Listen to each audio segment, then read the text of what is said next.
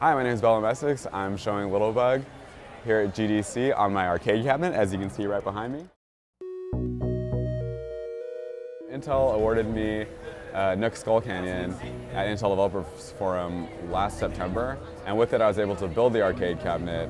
I sent them a photo of the cabinet I built, and they were nice enough to invite me to GDC to show it. Littlebug's the story of a little girl who's lost her mom in a world between life and death. So what I have on display is an sort of like proof of concept that I built over a year while I was actually working as a butcher. It was my first game. So in making Littlebug, I wanted to make a game that was fun, but also did a lot of other things that were really important to me.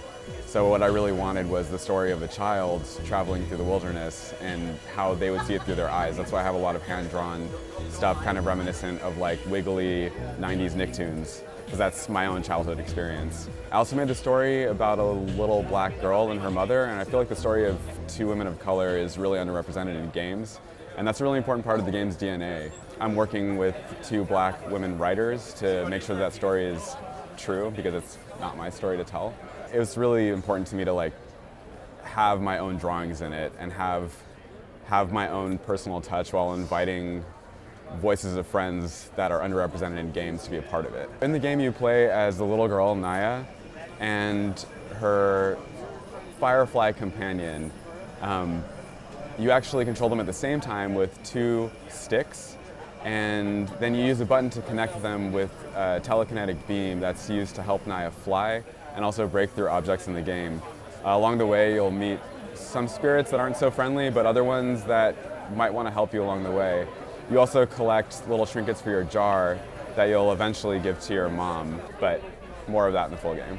So in the back of the cabinet is the Intel NUC Skull Canyon that I received from Intel. And you can see the two USB cords going in here, and those are actually the two joysticks that are linked to the front.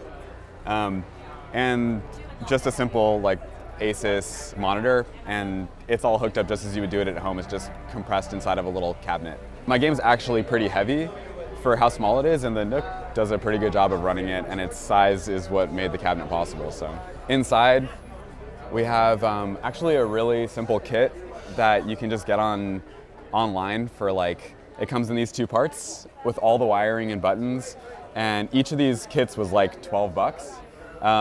It goes out through a USB cord to the computer as a USB controller, just a generic one. So actually, I use Unity, and every time I can start up the game, all I do is just in Unity, in the input section at the beginning, I can just map all of the controls right there, and it just recognizes it. So it's actually a really easy thing to do.